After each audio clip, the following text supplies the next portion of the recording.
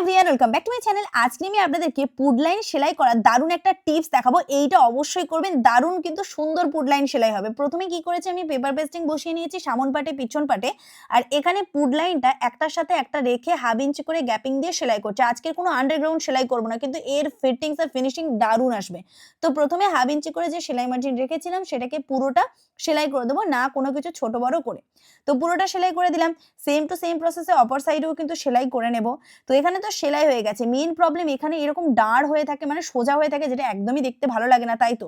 তো এখান থেকে চেপে সেলাই করলেও, এখানে ইন্টারলক করলেও ভালো লাগে না।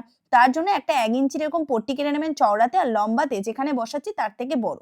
এখানে 2 সুত করে গ্যাপিং দিয়ে প্রথমে সেলাই করে দেব।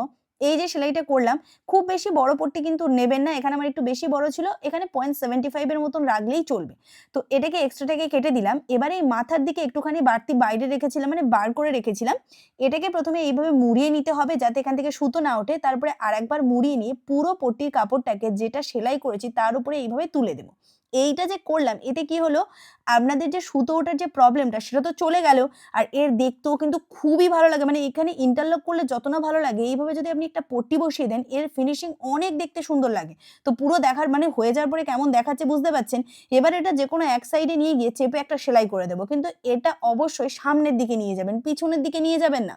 সামনের দিকে নিয়ে আসবেন মুখটাকে, আর এর উপর দিয়ে জাস্ট একটা সেলাই করে দিন।